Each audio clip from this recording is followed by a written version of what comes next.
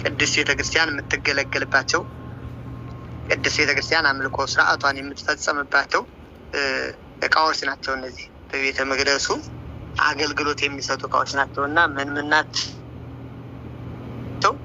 አገልግሎታቸውስ ምንድነው የሚለውን እናያለን ማለት ነው። ንዋየ ቅዱሳት ንዋየ ቅዱሳት ትንሽ በዛ ያሉ ናቸው። ንዋየ ቅዱሳቶቿ ማወቅ ግን ግዴታ ነው። ምክንያቱም ሲገለገልበት ታያላችሁ ለምን እንደሆነ ትርጉሙ ለምን እንደሆነ ምንን አስመልክቶ ነው ምሳሌነቱ ምንድነው የሚለውን ከዚሁ ላይ እንማማራለን ማለት ነው። ምን አልኳችሁ? ንዋየ ቅዱሳት የንዋየ ቅዱሳት ምንነትና አገልግሎት የንዋየ ቅዱሳት ምንነትና አገልግሎት ብዙ ላልደጋግም ይችላል። ምክንያቱም ፍሬ ነገሩን ያዙ ለይታችሁ ብዙ ተደጋግሞ የሚነገር ነገር አይደለም።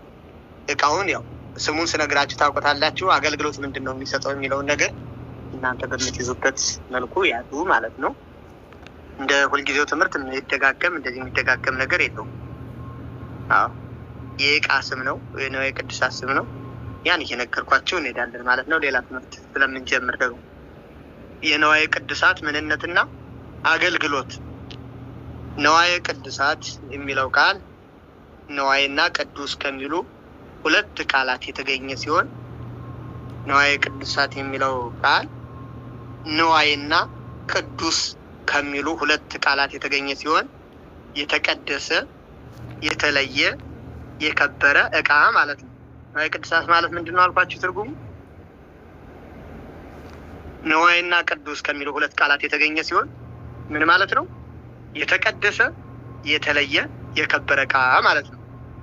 ይህ ንዋያተ ቅዱሳት የሚለው ስያሜ በቤተክርስቲያን የአምልኮ ስርዓት ለመፈጸም የሚያገለግሉ ንዋያት ሁሉ የሚጠሩበት ስም ነው። ለምን አገልግሎት? በቤተክርስቲያን የአምልኮ ስርዓት ለመፈጸም የሚያገለግሉ ንዋያት ሁሉ የሚጠሩበት ስም ነው። ምን የሚለውን? ንዋያተ ቅዱሳት የሚለውን። ንዋየ ቅዱሳት የተመረጡና የተለዩ የተባረኩ ለዘላለም ስሙ የሚኖርባቸው እቃዎች ማለት ነው።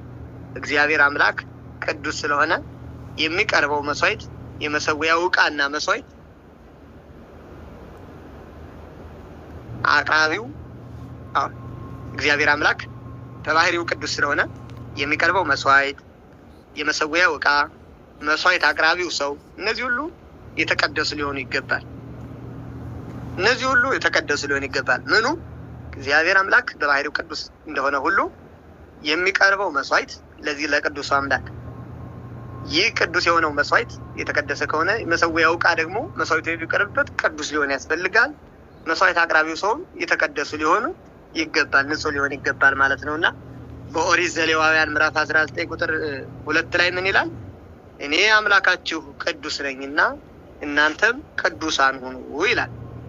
እኔ አምላካችሁ ቅዱስ ነኝና እናንተም ቅዱሳን ሁኑ። ለዚህ ቅዱስ ለሆነው አምላክ ለዚህ ንጹህ ባህሪ አምላክ የሚቀርበው ነገር ሁሉ የሚያቀርበው ሁሉ ንጹህ ሊሆን ይገባል ማለት ነው። እግዚአብሔር በቤተ መቅደስ መገልገያ የሚሆኑትን ንዋያት የተለዩና የሚነካቸውም